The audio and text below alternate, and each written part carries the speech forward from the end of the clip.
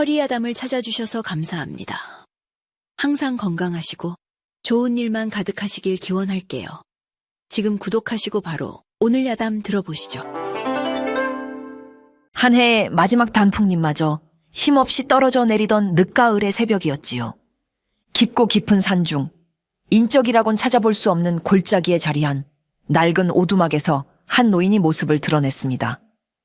세상이 그의 이름을 잊은 지 오래되었고 그 또한 세상의 이름을 지워버린 지 오래인 사내였습니다. 사람들은 그저 그를 산이라 부를 뿐이었지요. 그의 곁에는 언제나처럼 충직한 사냥개 한 마리가 그림자처럼 따르고 있었습니다. 온몸의 털이 바람에 흩날리는 눈발처럼 희다고 하여 노인은 그 개를 바람이라 불렀습니다. 노인에게 바람은 단순한 짐승이 아니었습니다. 피 한 방울 섞이지 않았으나 유일하게 남은 혈육이었고 말을 나누지 않았으나 세상 가장 깊은 속내를 터놓는 벗이었습니다. 노인이 새벽 안개를 헤치며 덫을 확인하러 갈 때면 바람은 한 발짝 앞에서 길을 열었고 노인이 지친 몸을 이끌고 오두막으로 돌아올 때면 묵묵히 그의 등 뒤를 지켰습니다. 그날 아침도 여느 때와 다르지 않았습니다. 노인은 바람과 함께 앙상한 나뭇가지들 사이로 난 익숙한 길을 걷고 있었지요. 그런데 그 고요함을 깨뜨리는 소리가 멀리서부터 들려오기 시작했습니다. 말발굽 소리, 사람들의 거친 웃음소리, 그리고 간간히 터져 나오는 사냥개의 요란한 짖음까지 산의 평화를 깨뜨리는 불청객들이었습니다. 노인은 잠시 걸음을 멈추고 소리가 들려오는 쪽을 향해 눈살을 찌푸렸습니다. 그의 영역을 침범한 자들에 대한 불쾌감이었지요. 그는 길을 바꾸어 소란을 피하려 했습니다. 하지만 운명은 그를 비껴갈 생각이 없었던 모양입니다. 갑자기 숲 저편에서 겁에 질린 노루 한 마리가 튀어나왔고 그 뒤를 따라 화려한 복색의 사내들이 말을 타고 고함을 지르며 나타났습니다. 그들은 노루를 몰아가며 낄낄거리고 있었지요. 그 순간이었습니다. 주인의 곁을 지키던 바람이 겁에 질린 노루와 잔인한 사냥꾼들 사이를 가로막듯 길 한복판으로 뛰쳐나가 맹렬하게 짖기 시작했습니다. 물러서라. 주인의 영역을 지키려는 충직한 경고였지요. 그러나 말 위에 앉은 사내들의 눈에 그것은 하찮은 미물의 방해로밖에 보이지 않았습니다. 무리의 우두머리로 보이는 자가 귀찮다는 듯 허리춤에 활을 꺼내 들었습니다. 노인이 미쳐 안 돼! 라고 외칠 새도 없이 시위를 떠난 화살은 바람소리를 내며 나라가 바람의 옆구리에 깊숙이 박혔습니다. 깽! 하는 비명과 함께 바람의 몸이 허공에 잠시 떴다가 힘없이 바닥으로 나뒹굴었습니다. 사내들은 그저 유쾌한 구경거리라도 본 듯 다시 한번 큰 소리로 웃어젖히었습니다. 그들의 웃음소리가 서리 내린 산의 공기를 잔인하게 찢는 동안 노인은 달려가 숨을 헐떡이는 바람을 끌어안았습니다. 따뜻한 피가 노인의 거친 손등 위로 쉴 새 없이 흘러내렸습니다. 노인은 아무 말도 하지 않았습니다. 소리내어 울지도 않았지요. 그저 서서히 차가워지는 유일한 가족의 몸을 끌어안은 채 멀어져 가는 웃음소리를 들을 뿐이었습니다. 그의 눈은 소리 없는 절규와 함께 밟으면 깨어질 듯한 새벽의 서리처럼 차갑게 굳어가고 있었습니다. 산의 주인을 자처하며 노인의 영역을 침범한 무리는 한양에서도 그 위세가 등등하기로 소문난 이참판과 그의 일행이었습니다. 이참판은 대대로 쌓아 올린 부와 권세를 바탕으로 세상을 제 발 아래에 두는 것을 당연하게 여기는 사내였지요. 법도와 예의는 힘없는 자들이나 지키는 굴레일 뿐 자신과 같은 권세가에게는 거추장스러운 장식에 불과하다고 생각했습니다.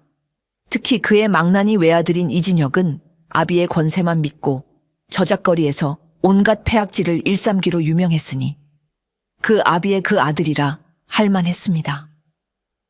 차가워진 바람의 몸을 땅에 묻어준 노인은 뜬 눈으로 밤을 새웠습니다.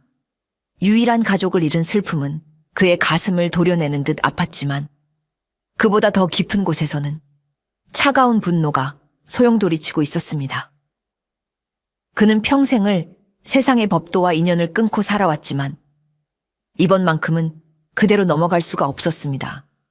아무리 미물이라 한들 생명이었고 아무리 권세가라 한들 죄를 지었으면 벌을 받는 것이 세상의 이치여야만 했습니다.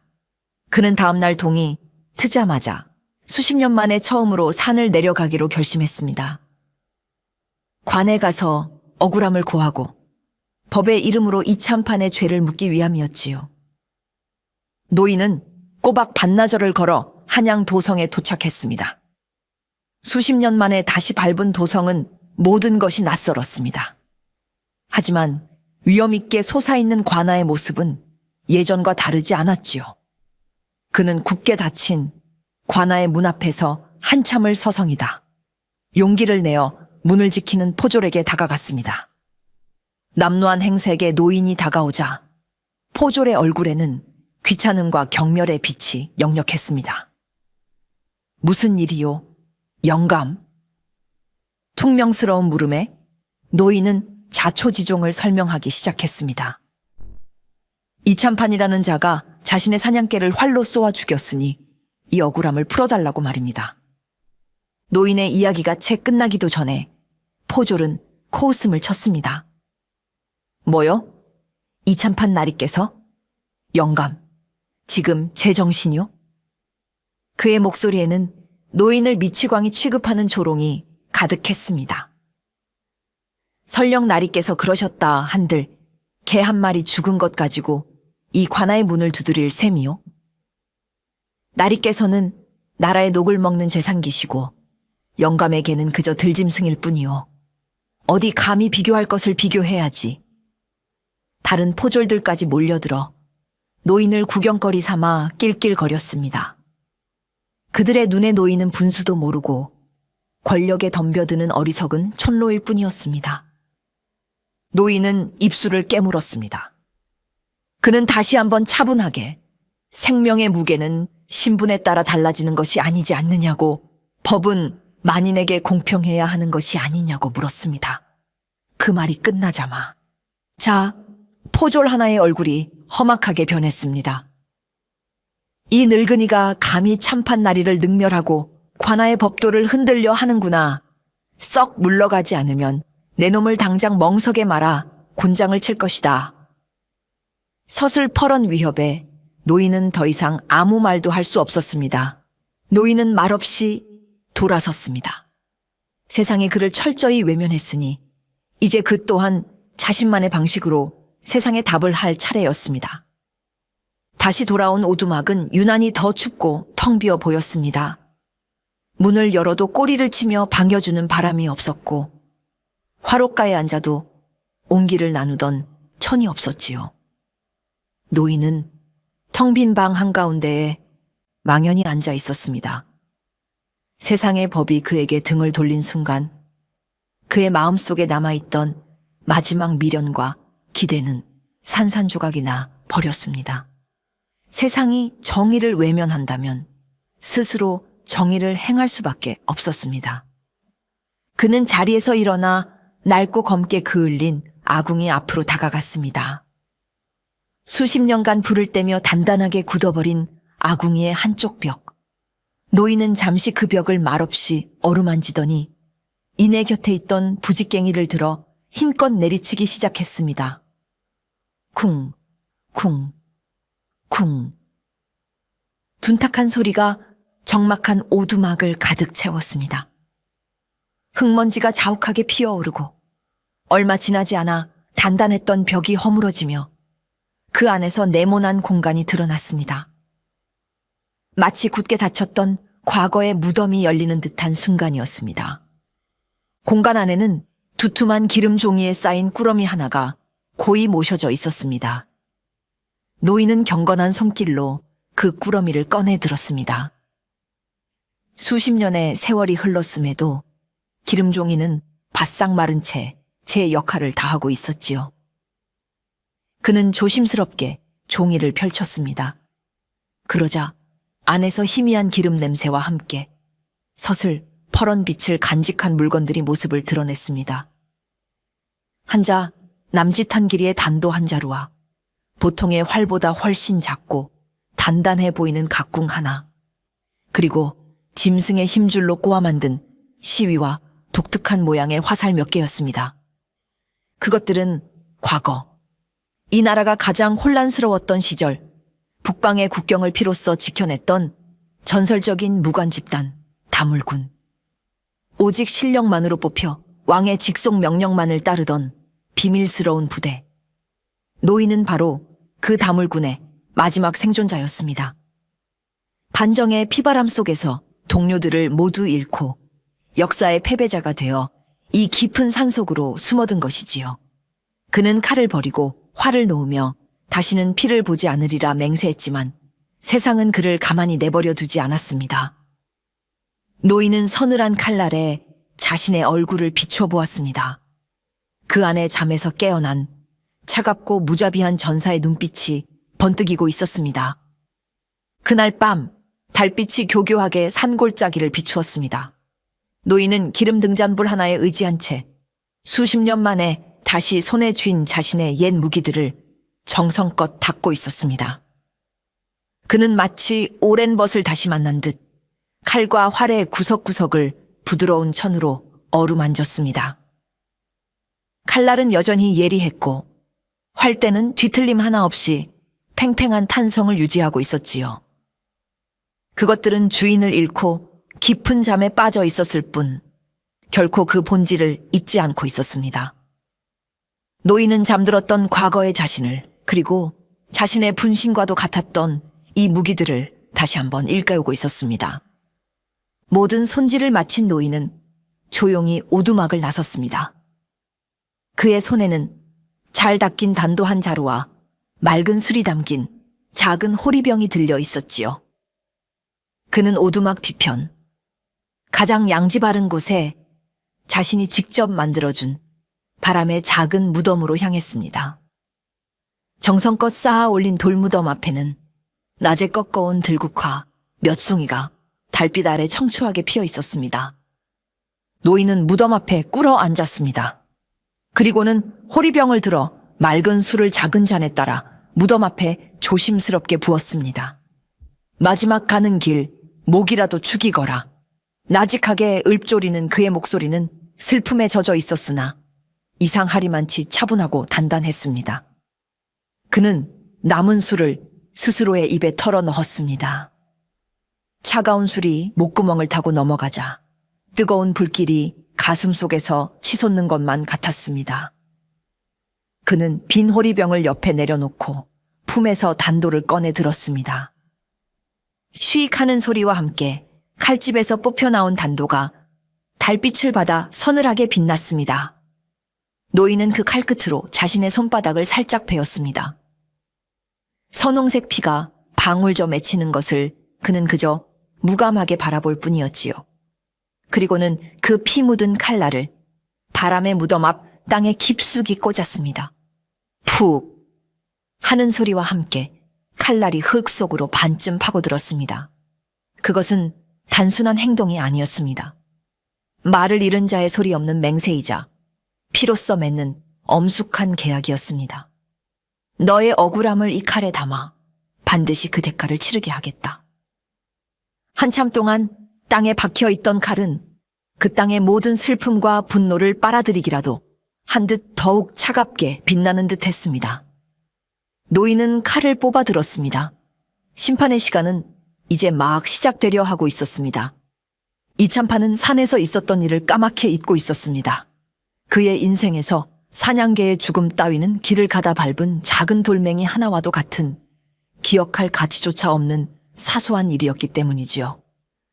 그는 여전히 고래등 같은 기와집에서 비싼 음식과 술을 즐기며 아첨하는 자들에게 둘러싸여 권세를 누리고 있었습니다. 그에게 세상은 변함없이 평화롭고 모든 것이 자신의 발 아래에 있는 듯 보였습니다. 그 오만한 평화가 깨어지기 시작한 것은 바로 그날 새벽의 일이었지요. 이른 아침 저택의 대문을 열기 위해 나온 하인이 기겁을 하며 안으로 뛰어들어왔습니다. 그의 얼굴은 새하얗게 질려 있었고 말조차 제대로 잊지 못했지요. 나리. 대문에 이상한 것이 박혀 있사옵니다. 이참판은 아침부터 무슨 호들갑이냐며 역정을 냈지만 하인의 겁에 질린 표정이 심상치 않아 마지못해 몸을 일으켜 대문으로 향했습니다. 그리고 그는 자신의 눈을 의심해야만 했습니다. 육중한 저택의 대문 한가운데 마치 사람의 형상을 한 듯한 집 인형이 매달려 있었습니다. 그리고 그 집 인형의 가슴팍, 정확히 심장이 있어야 할 위치에는 화살 한 대가 깊숙이 박혀 있었지요. 섬뜩한 것은 그것뿐만이 아니었습니다. 집 인형의 목에는 작은 패찰이 하나 걸려 있었는데 거기에는 틀림없는 이참판 자신의 이름 석자가 적혀 있었습니다. 누군가 밤사이에 몰래 와서 대담하게도 참판 대감의 목숨을 노린다는 섬뜩한 경고를 남기고 간 것이었습니다. 이참판은 순간 불쾌감에 얼굴을 굳혔지만 이내 헛웃음을 터뜨렸습니다. 어느 미친놈의 장난질이냐. 당장 저것을 끌어내리고 범인을 색출하여 내 앞에 대령시켜라. 그는 이것이 필시 자신의 권세를 시기한 정적의 비열한 수작일 것이라 생각했습니다. 하지만 대문에 박힌 화살을 뽑아든 호위무사의 표정이 심상치 않았습니다. 날이 이 화살은 평범한 물건이 아닌 듯합니다. 이참판이 건네받은 화살은 확실히 기이했습니다. 보통의 화살보다 조금 짧고 가벼웠지만 그 촉은 짐승의 뼈를 날카롭게 갈아 만들어 불에 그을린 듯 검은빛을 띠고 있었습니다. 무엇보다 이상한 것은 시위를 묶는 온의 부분과 화살깃이었습니다. 그것은 일반적인 꿩의 깃털이 아니라 한 번도 본 적 없는 맹금류의 깃털로 만들어져 있었습니다. 마치 문명세계의 것이 아닌 저 멀리 북방의 오랑캐들이나 사용할 법한 원시적이고 야성적인 무기였지요. 더 기이한 것은 밤새 대문을 지키던 문지기들과 순찰을 돌던 가병들 중 그 누구도 이상한 낌새를 채지 못했다는 사실이었습니다. 마치 유령이 다녀가기라도 한 것처럼 화살은 소리도 없이 날아와 박혀 있었던 것입니다. 이참판은 애써 태어난 척했지만 그의 마음 한구석에서는 정체를 알 수 없는 불길한 그림자가 피어오르기 시작했습니다. 첫 번째 경고였던 유령의 화살 사건은 이참판의 저택에 작은 파문을 일으켰지만 그는 여전히 대수롭지 않게 여기려 애썼습니다.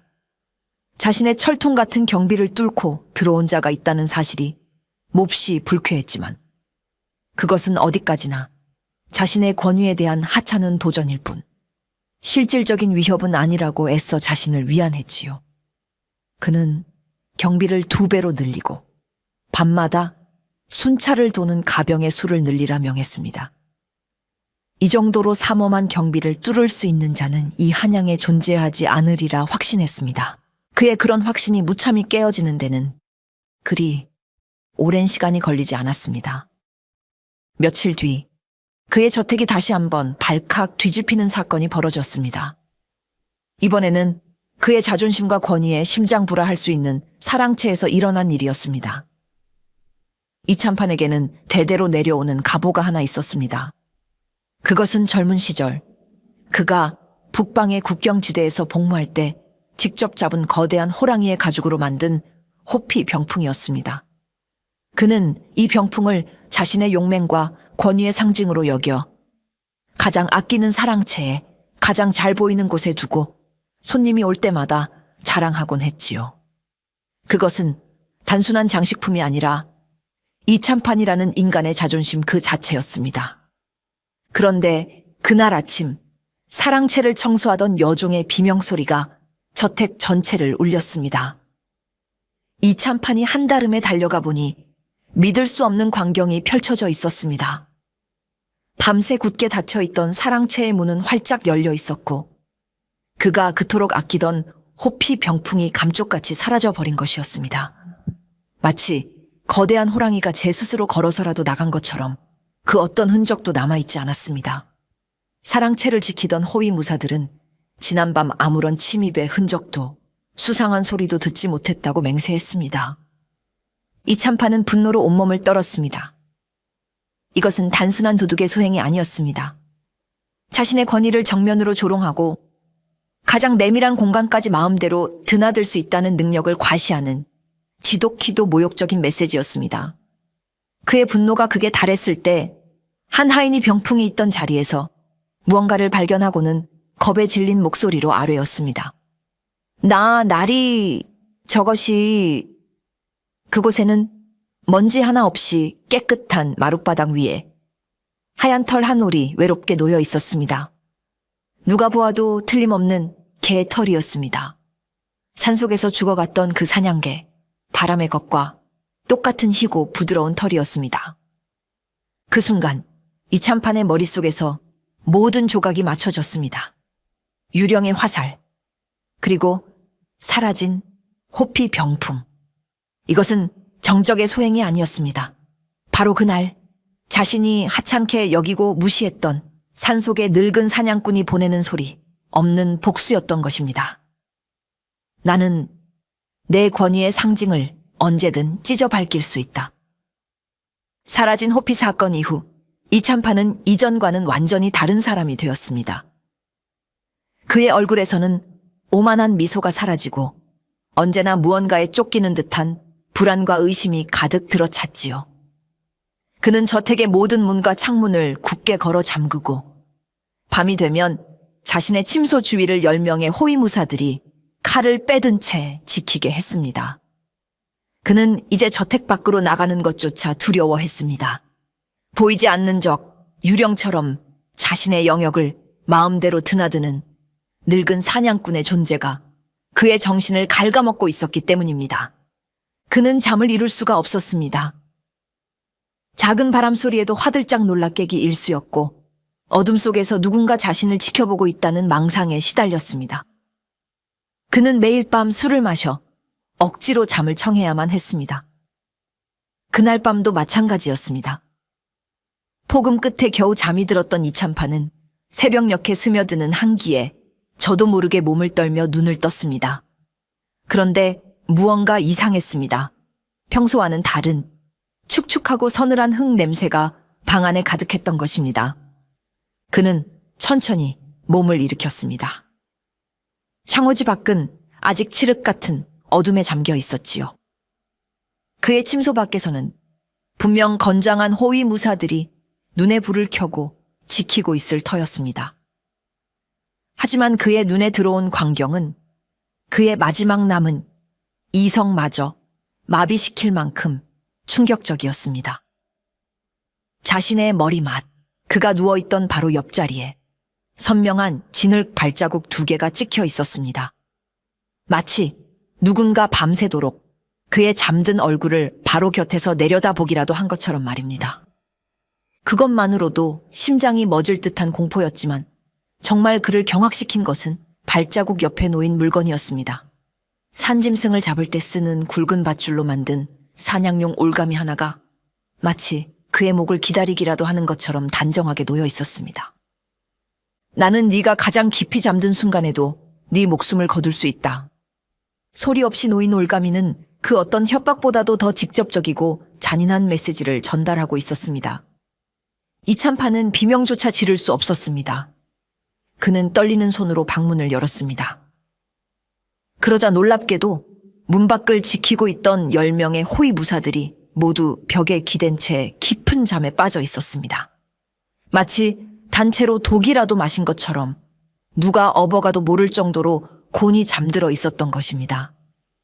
어떻게? 대체 무슨 수로?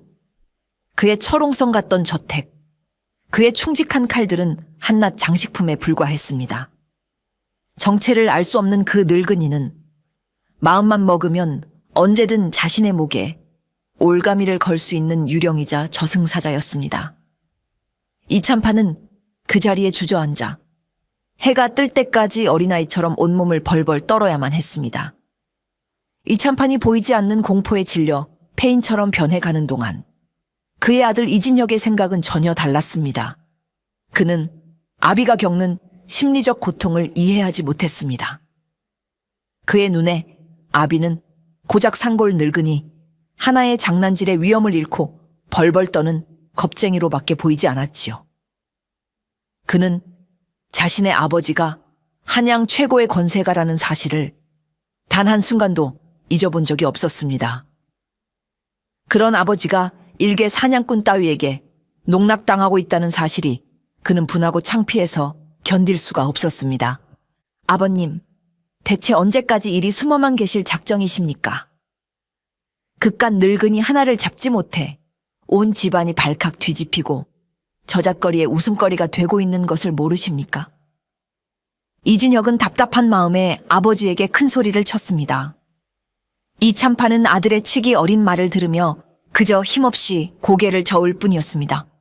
너는 모른다.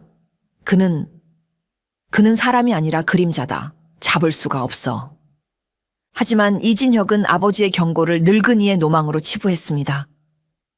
그림자라니요. 그저 산길에 익숙한 교활한 늙은이일 뿐입니다. 제가 당장 저잣거리에 용맹한 장정들을 모아 그놈의 오두막을 잿더미로 만들고 그놈의 목을 아버님 발치에 가져다 바치겠습니다. 아비의 위엄을 되찾고 우리 가문의 명예를 더럽힌 놈에게 본보기를 보여야 합니다. 그는 자신의 힘과 아비의 권세라면 세상에 못할 일이 없다고 굳게 믿고 있었습니다. 그는 아버지의 만류를 뿌리치고 저잣거리에서 돈으로 고용한 무례배 수십 명을 이끌고 기세등등하게 길을 나섰습니다. 아비가 실패한 것을 자신이 해내어 자신의 용맹을 과시하고 싶다는 어리석은 공명심도 한몫했지요. 그의 계획은 간단했습니다. 수십 명의 인원이 산을 포위하여 샅샅이 뒤지면 늙은이 하나쯤은 독 안에 든 쥐 신세가 될 것이라 생각했습니다. 그는 무례배들에게 술과 고기를 푸짐하게 대접하며 사기를 북돋웠습니다.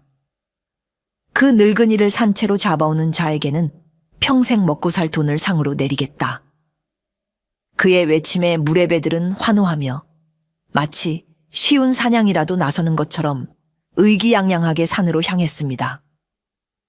이진혁은 자신이 곧 영웅이 되어 돌아올 것이라 확신했습니다. 하지만 그는 몰랐습니다. 산은, 특히 주인이 분노한 산은 오만한 침입자에게 결코 길을 허락하지 않는다는 사실을 말입니다. 그의 어리석은 도발은 이제 막 시작된 비극의 두 번째 막을 올리는 효시에 불과했습니다. 이진혁과 그가 이끄는 무례배들은 기세 좋게 산으로 들어섰습니다. 그들은 낄낄거리며 노인의 오두막이 있을 법한 곳으로 향했지요. 하지만 산은 그들이 생각했던 것처럼 만만한 곳이 아니었습니다. 산에 발을 들인 지 불과 반 시진도 지나지 않아 이상한 일들이 벌어지기 시작했습니다. 분명히 하나의 길을 따라 함께 걷고 있었는데 정신을 차려보면 안개 속에서 일행이 둘, 셋으로 나뉘어 흩어지기 일쑤였습니다. 서로를 부르는 목소리는 메아리가 되어 엉뚱한 방향에서 들려오기만 했습니다. 이게 어찌 된 일이냐? 귀신에라도 홀린 것인가? 무례배들이 웅성거리기 시작했습니다. 그들은 길을 찾기 위해 나무에 표식을 해두었지만 한참을 헤매다 돌아와 보면 그 표식은 감쪽같이 사라져 있곤 했습니다. 공포가 그들의 마음속에 스멀스멀 피어오르기 시작했지요. 그것은 시작에 불과했습니다. 갑자기 발밑의 땅이 꺼지며 사람이 빠지는가 하면 머리 위에서는 마른 나뭇가지들이 비처럼 쏟아져 내렸습니다. 교묘하게 숨겨진 덩굴 덫에 발이 걸려 허공에 대롱대롱 매달리는 자도 있었고 뱀이라도 본 것처럼 비명을 지르며 낭떠러지 아래로 굴러떨어지는 자도 생겨났습니다. 이 모든 것은 노인이 설치해둔 함정이었습니다.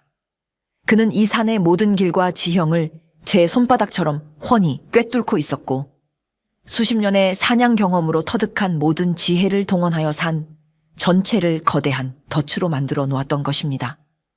그는 모습을 드러내지 않았습니다. 그저 어딘가에서 침입자들이 스스로 무너지고 공포에 질려가는 모습을 조용히 지켜보고 있을 뿐이었지요. 산 자체가 마치 거대한 생명체처럼 분노하여 그들을 거부하고 벌하는 듯 했습니다. 이진혁 역시 공포에 질리기는 마찬가지였습니다. 일행은 이미 뿔뿔이 흩어졌고 그는 칠흑 같은 어둠 속에서 홀로 길을 헤매고 있었습니다. 바로 그때 그의 발밑이 푹 꺼지는 느낌과 함께 몸이 아래로 곤두박질 쳤습니다. 깊이를 알 수 없는 함정이었습니다. 다행히 바닥에는 마른 잎이 두껍게 쌓여 있어 목숨은 건졌지만 발목을 심하게 삔 그는 제 힘으로는 도저히 빠져나갈 수가 없었습니다. 그는 어둠과 고통 속에서 절망적으로 소리를 질렀지만 대답은 없었습니다. 시간이 얼마나 흘렀을까?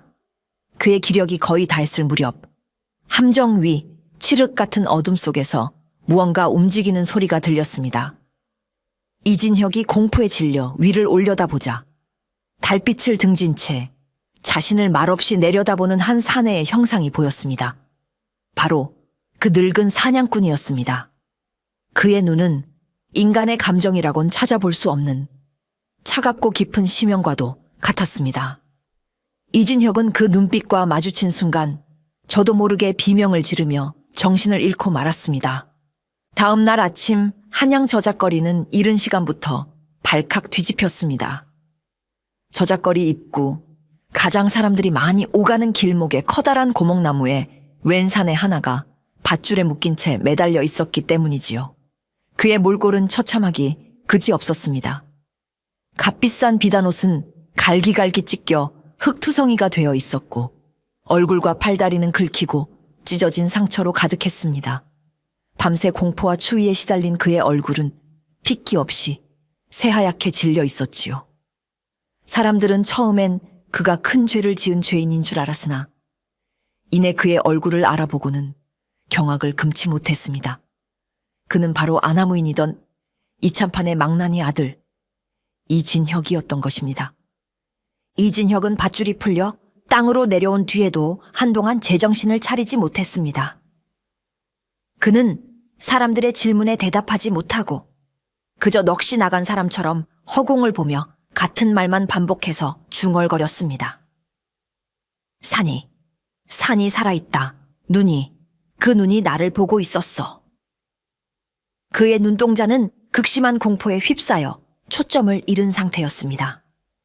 한때의 오만하고 기세등등하던 모습은 온데간데 없고 겁에 질린 어린아이만 남아있을 뿐이었습니다.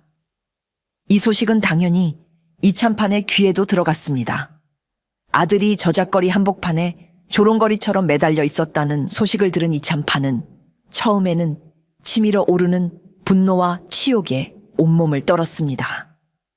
감히 자신의 아들을 이 한양의 누구도 함부로 대할 수 없는 참판 대감의 아들을 이토록 능멸하다니. 그는 당장이라도 남은 사병을 모두 풀어 그 늙은이의 목을 베어오고 싶었습니다. 하지만 집으로 돌아온 아들의 모습을 본 순간 그의 분노는 싸늘한 공포로 변하고 말았습니다. 아들은 완전히 다른 사람이 되어 있었습니다. 그는 더 이상 거만하게 소리치지 않았습니다. 그저 방구석에 웅크리고 앉아 작은 소리에도 경기를 일으키듯 몸을 떨었고 어두워지면 창밖을 보며 누군가 자신을 지켜보고 있다며 겁에 질려 울부짖었습니다. 이참판은 그제야 깨달았습니다. 늙은 사냥꾼이 자신의 아들을 죽이지 않고 살려 돌려보낸 이유를 말입니다. 아들이 폐인이 되어 돌아온 사건은 이참판에게 씻을 수 없는 치욕과 함께 그의 오만함을 극한의 분노로 바꾸어 놓았습니다. 그는 더 이상 보이지 않는 공포에 떨고만 있을 수 없었습니다. 이것은 단순한 복수가 아니라 자신의 권세와 가문의 명예를 건 싸움이었습니다. 그는 자신의 모든 힘을 동원하여 그 늙은 사냥꾼을 짓밟아버리기로 결심했습니다.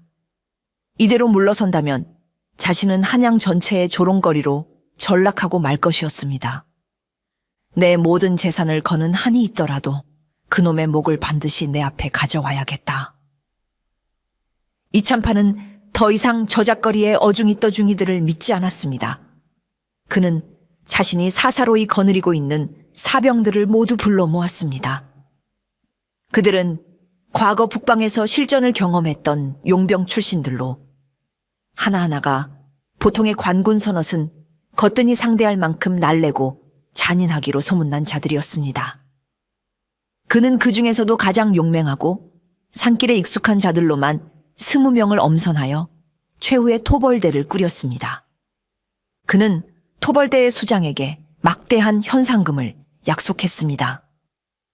그 늙은이의 목을 베어 오는 자에게는 내가 가진 논열 마지기와 집 한 채를 내어주겠다.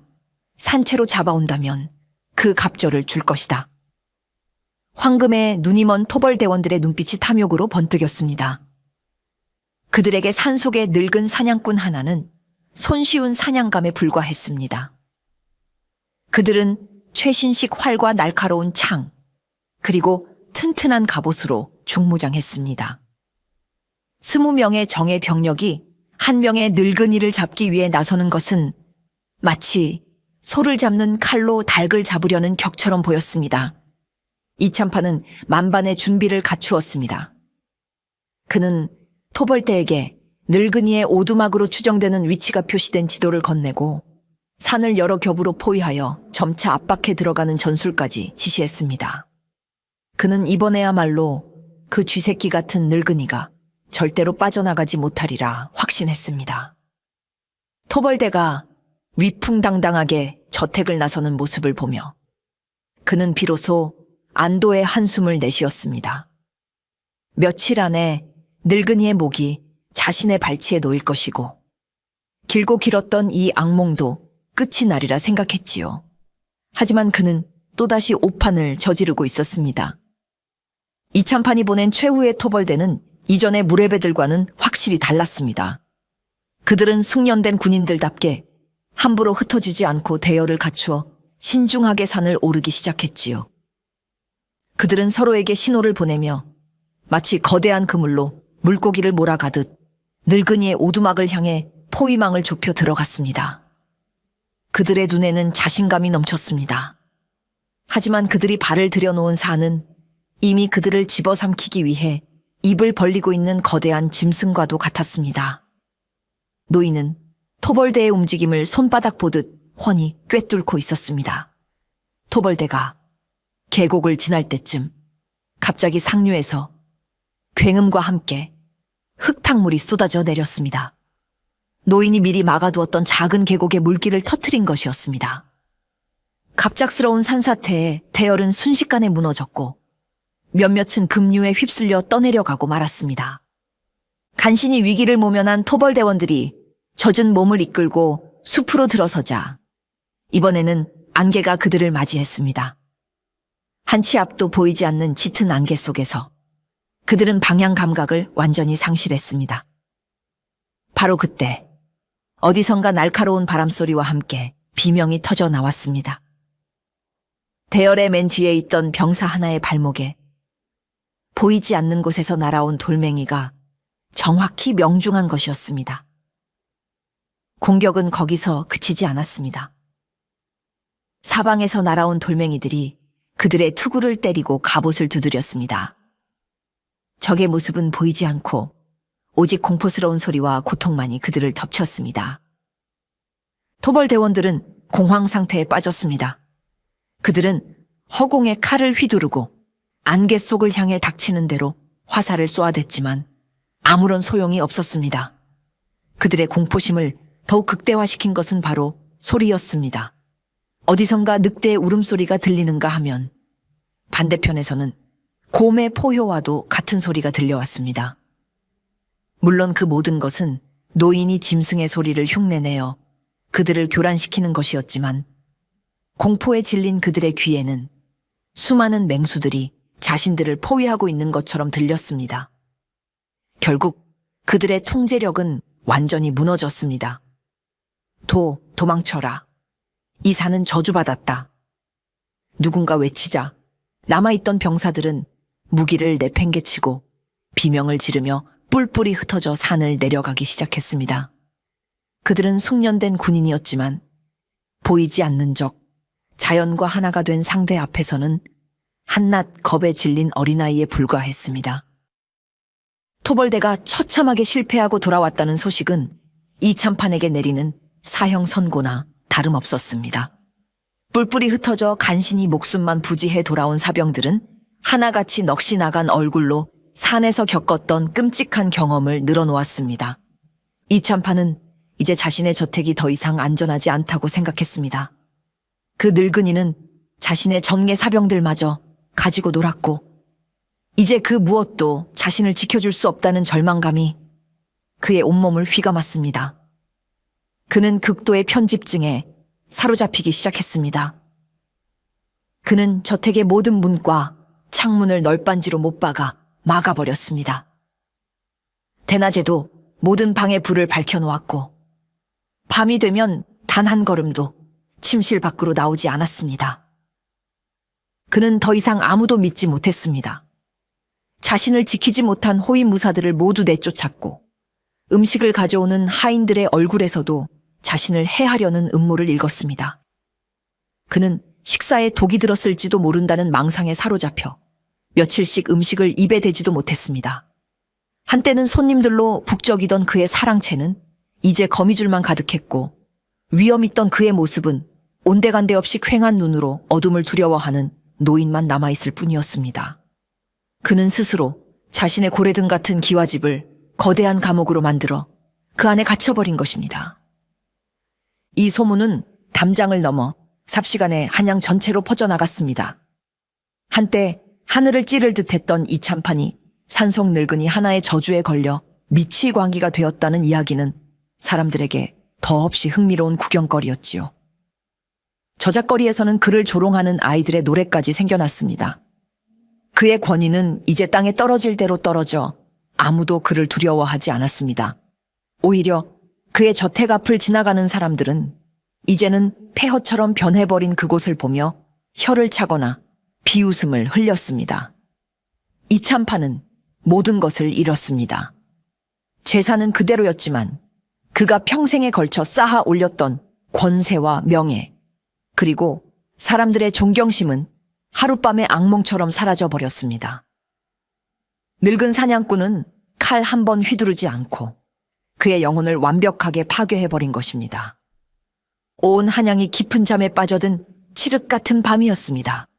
스스로를 자신의 저택이라는 감옥에 가둔 이참판은 그날도 역시 잠을 이루지 못하고 있었지요.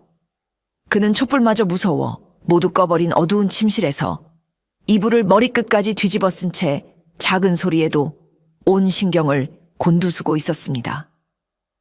밖에서 들려오는 바람 소리, 나뭇가지가 창을 스치는 소리, 심지어 자신의 심장이 쿵쾅거리는 소리마저 그에게는 공포의 대상이었습니다. 바로 그 순간이었습니다. 이참판은 자신의 등 뒤에서 아주 미세하지만 분명한 인기척을 느꼈습니다. 그는 숨을 멈췄습니다. 온몸의 털이 곤두서는 것을 느끼며 차라리 환각이기를 제발 꿈이기를 바랐습니다. 하지만 그의 귓가에 얼음장처럼 차갑고 나직한 목소리가 속삭이듯 들려왔습니다. 오랜만이요, 참판나리. 이참판은 비명을 지르며 이불을 걷어찼습니다. 그리고 그는 보았습니다. 어둠 속에서 희미하게 흔들리는 달빛을 등지고 소리 없이 서 있는 한 사내의 형상을, 바로 그 늙은 사냥꾼이었습니다. 그는 마치 오랫동안 그 자리에 서 있었던 것처럼 조금의 미동도 없이 이참판을 내려다보고 있었습니다. 굳게 닫힌 방문, 널빤지로 막아버린 창문, 텅 비어버린 저택의 그 어떤 경비도 그에게는 아무런 장애물이 되지 못한 것이었습니다. 그는 유령처럼, 연기처럼 이참판의 가장 내밀하고 안전해야 할 공간의 심장부로 들어와 있었습니다. 네 이놈, 어찌하여 여기에. 이참판은 공포에 질려 외쳤지만 그의 목소리는 겁에 질린 염소의 울음처럼 가늘게 떨려 나왔습니다. 노인은 대답하지 않았습니다. 그저 천천히, 아주 천천히 이참판에게로 한 걸음 다가왔습니다. 그 한 걸음이 이참판에게는 영혼과도 같이 길게 느껴졌습니다. 노인의 손에는 아무것도 들려있지 않았습니다. 하지만 그의 존재 자체가 그 어떤 칼보다도 더 위협적이었습니다. 이참판은 뒷걸음질 치다 침상 아래로 굴러떨어졌습니다. 그는 필사적으로 도망치려 했지만 공포로 인해 다리에 힘이 풀려 기어가는 것조차 할 수 없었습니다. 노인은 그런 그를 마치 벌레를 내려다보듯 무감정한 눈으로 바라볼 뿐이었습니다. 이제 이 방 안에서 두 사람의 위치는 완벽하게 뒤바뀌어 있었습니다. 한때의 권세가는 비참한 사냥감이 되었고 이름 없는 사냥꾼은 그의 목숨을 쥘 수 있는 절대적인 포식자가 되어 있었습니다. 방구석에 몰려 덜덜 떨고 있는 이참판의 앞에 노인은 그림자처럼 다가와 섰습니다.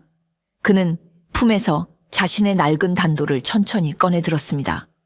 어둠 속에서도 칼날은 서늘한 빛을 발하며 이참판의 겁에 질린 눈동자를 비추었지요.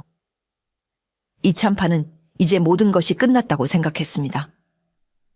그는 눈을 질끈 감고 자신의 목에 꽂힐 차가운 칼날의 감촉을 기다렸습니다. 하지만 칼날은 그의 목을 향하지 않았습니다. 노인은 단도를 이참판의 코앞에 멈춰 세운 채 여전히 그를 무감정하게 내려다볼 뿐이었습니다. 시간이 흐르고 예상했던 고통이 찾아오지 않자 이참판은 실눈을 떠 노인을 바라보았습니다. 나는 내 놈의 목숨을 거두러 온 것이 아니다. 노인은 이참판에게 마지막 선택의 기회를 주었습니다. 그의 목소리는 마치 저승의 판관처럼 차갑고 단호했지요. 내 놈의 죄는 내 놈이 스스로 거두어야 한다. 내가 두 가지 길을 줄 터이니 선택은 내 놈의 몫이다. 이참판은 고개를 들어 공포에 질린 눈으로 노인을 바라보았습니다. 노인은 어둠 속에서도 형형하게 빛나는 눈으로 그를 꿰뚫어 보며 말을 이었습니다. 첫 번째 길은 내 놈이 저지른 죄의 대가를 내 혈육으로 치르는 것이다. 내 놈의 그 어리석은 아들 이진혁의 한쪽 팔을 내어놓아라. 그리하면 나 또한 내 가족을 잃은 슬픔의 일부를 덜고 이 모든 일을 끝낼 것이다. 그 말에 이참판의 얼굴이 새하얗게 질렸습니다. 이미 폐인이 되어버린 아들의 팔까지 잘라내야 한다는 것은 그에게 사형 선고나 다름없는 잔인한 제안이었습니다. 노인은 그의 표정 변화는 아랑곳하지 않고 두 번째 길을 제시했습니다. 두 번째 길은 내 놈이 내 손으로 내 죄를 만천하에 고하는 것이다. 내일 동이 트는 대로 내 놈의 그 높은 관복을 벗고 죄인의 복장으로 갈아입어라.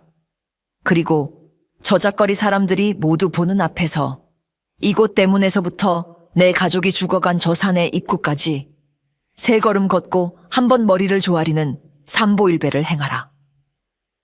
이참판은 숨을 죽였습니다. 삼보일배. 그것은 한양의 참판 대감이 온 백성들 앞에서 자신의 죄를 고백하며 스스로를 낮추는 끔찍한 굴욕이었습니다. 그것은 그의 사회적 생명을 완전히 끊어버리는 것과 마찬가지였습니다. 선택하라. 노인의 마지막 말이 방 안에 울려 퍼졌습니다. 이참판은 극심한 갈등에 휩싸였습니다. 자신의 마지막 남은 자존심과 권위를 지킬 것인가? 아니면 하나뿐인 아들의 육신을 지킬 것인가? 그는 평생을 자신의 이익과 명예만을 위해 살아왔습니다. 하지만 폐인이 되어버린 아들의 공허한 눈동자를 떠올리는 순간 그의 마음속에서 무언가 무너져 내렸습니다. 오랜 침묵 끝에 그는 마침내 떨리는 목소리로 대답했습니다. 제가 가겠습니다. 그의 대답과 함께 노인은 그림자처럼 소리 없이 어둠 속으로 사라졌습니다. 다음 날 아침, 한양 저잣거리는 전례 없는 광경에 술렁이기 시작했습니다. 그 위세등등하던 이참판이 화려한 비단 관복 대신 죄인이 입는 거친 상복을 입고 자신의 저택 대문 앞에 무릎을 꿇고 있었기 때문입니다. 그의 옆에는 아들 이진혁이 넋이 나간 얼굴로 부축을 받으며 서 있었습니다. 사람들은 처음에는 무슨 연극이라도 벌이는 것인가 의아해했지만 이내 이참판의 행동을 보고 경악을 금치 못했습니다. 그는 땅바닥에 이마가 닿을 정도로 깊이 머리를 조아리더니 힘겹게 몸을 일으켜 세 걸음을 옮겼습니다. 그리고는 다시 무릎을 꿇고 머리를 조아렸습니다. 삼보일배. 한양에서 가장 높은 권세가 중 하나였던 그가 저작거리의 천민들과 상인들이 모두 지켜보는 앞에서 자신의 죄를 온몸으로 고백하고 있었던 것입니다. 저 양반이 드디어 미쳤나 봐. 아닐세 필시 그 산속 늙은이의 저주 때문일 걸세. 사람들은 수군거리며 그 광경을 구경했지만 시간이 지날수록 조롱의 목소리는 점차 잦아들었습니다. 대신 그 자리에는 뭐라 형용할 수 없는 숙연함이 감돌기 시작했지요. 이 참판의 걸음은 느리고 위태로웠습니다. 평생을 가마나 말 위에서만 살았던 그의 무릎은 금세 벗겨져 피가 흘렀고 이마는 돌부리에 찧어 퉁퉁 부어올랐습니다. 하지만 그는 멈추지 않았습니다. 그는 고통 속에서 자신이 무시하고 짓밟았던 수많은 이들의 얼굴을 떠올렸을지도 모릅니다. 그리고 자신이 죽인 그 이름 없는 사냥개의 마지막 눈빛을 떠올렸을지도 모르지요. 그의 곁을 따르던 아들 이진혁은 아버지가 땅에 머리를 박을 때마다 흐느끼기 시작했습니다. 하늘처럼 높고 무서울 것 없던 아버지가 무너져 내리는 모습을 보며 그는 비로소 자신들이 저지른 죄의 무게를 깨닫고 있었던 것입니다. 꼬박 한나절이 걸려서야 이참판은 마침내 바람이 죽었던 산의 입구에 다다를 수 있었습니다. 그는 마지막으로 머리를 조아린 뒤 핏물과 눈물로 범벅이 된 얼굴로 한참 동안 일어나지 못했습니다. 이 모든 광경을 산의 높은 곳 어디선가 노인은 그저 말없이 지켜보고 있었습니다. 삼보일배의 굴욕적인 의식을 마친 이참판에게 노인의 마지막 명령이 전달되었습니다. 그것은 사람을 통해 온 것이 아니라 그가 도착한 산 입구의 나무에 매달린 작은 서찰을 통해 온 것이었지요. 거기에는 내 손으로 네 죄의 증거를 세우라는 짧은 글귀만이 적혀 있었습니다. 이참판은 그 의미를 즉시 깨달았습니다. 그는 다음 날 석공을 불러 작은 비석 하나를 만들게 했습니다. 그리고 자신의 손으로 직접 그 비석에 글을 새겨 넣기 시작했습니다. 정과 망치를 다루어 본 적 없는 그의 손은 금세 물집이 잡히고 피가 났지만 그는 묵묵히 글자를 새겨 나갔습니다. 며칠에 걸쳐 마침내 비석이 완성되었습니다. 미물의 목숨을 귀히 여기지 않은 죄를 이곳에 참회한다. 그는 완성된 비석을 바람이 죽었던 바로 그 자리에 자신의 손으로 직접 세웠습니다. 그날 이후 이참판은 살아도 사는 것이 아닌 삶을 살게 되었습니다. 그는 목숨을 건졌고 재산도 지켰지만 그의 영혼은 이미 죽은 것이나 다름없었습니다. 그는 자신의 죄를 증명하는 그 비석을 매일같이 찾아가 닦고 관리해야만 했습니다. 산을 오르내리는 사람들은 누구나 그 비석을 보았고 그 비석 앞에 초라하게 서 있는 이참판을 보며 그의 죄를 상기했습니다. 그는 평생의 조롱거리이자 자신의 죄를 지키는 비석지기가 되어버린 것입니다. 그의 권세와 명예는 이제 다시는 돌아올 수 없는 과거의 유물이 되었습니다. 그것이 바로 노인이 그에게 내린 살아남은 자의 형벌이었습니다. 그는 죽음보다 더한 고통 속에서 자신의 오만함이 어떤 결과를 낳았는지를 매일같이 되새기며 살아가야만 했습니다. 이참판이 자신의 죄를 새긴 비석을 세우던 그 시간, 노인은 자신의 오두막 뒤편 바람의 작은 무덤가에 앉아 있었습니다. 그는 이참판이 겪고 있는 굴욕과 고통을 손바닥 보듯 알고 있었지만 그의 얼굴에는 어떤 만족감이나 기쁨도 떠오르지 않았습니다. 그저 깊이를 알 수 없는 고요함만이 감돌 뿐이었지요. 그는 품에서 작은 돌멩이 하나를 꺼내 들었습니다. 그리고는 바람의 무덤 옆에 정성스럽게 쌓아 올리고 있던 작은 돌탑 위에 그 돌을 조심스럽게 올려놓았습니다. 이제 됐다. 그의 마음속에서 나직한 목소리가 들려오는 듯 했습니다. 그의 복수는 끝났습니다. 그것은 피를 부르는 야만적인 복수가 아니라 한 오만한 인간에게 생명의 무게를 깨닫게 하고 그의 영혼을 벌하는 침묵의 심판이었습니다. 노인은 다시 자신의 낡은 활과 단도를 기름종이에 싸서 허물었던 아궁이 벽 속에 깊숙이 봉인했습니다. 다시는 이 칼이 세상 밖으로 나올 일이 없기를 그는 조용히 바랐습니다. 이제 그는 다시 이름 없는 늙은 사냥꾼으로 산의 일부로 돌아갈 시간이었습니다. 저작거리에서는 한동안 산의 정령에 대한 이야기가 떠들썩하게 오르내렸습니다. 오만한 권세가를 벌하고 사라진 신비로운 존재에 대해 사람들은 경외심을 담아 이야기했지요. 하지만 그 누구도 그 정령의 진짜 모습을 알지는 못했습니다. 노인은 다시 세상의 모든 일에 귀를 닫고 자신의 자리로 돌아갔습니다. 그는 여전히 새벽 안개 속을 거닐고 짐승의 발자국을 좇으며 계절의 변화를 온몸으로 느꼈습니다. 그의 곁에는 이제 바람이 없었지만 그는 더 이상 외롭지 않았습니다. 산 전체가 그의 벗이자 가족이 되어 그를 묵묵히 감싸주고 있었기 때문입니다. 그의 길고 길었던 분노의 시간이 끝나고 산은 다시 깊고 평화로운 침묵 속으로 돌아갔습니다. 그리고 그 침묵 속에서 하나의 전설이 조용히 숨을 쉬기 시작했습니다.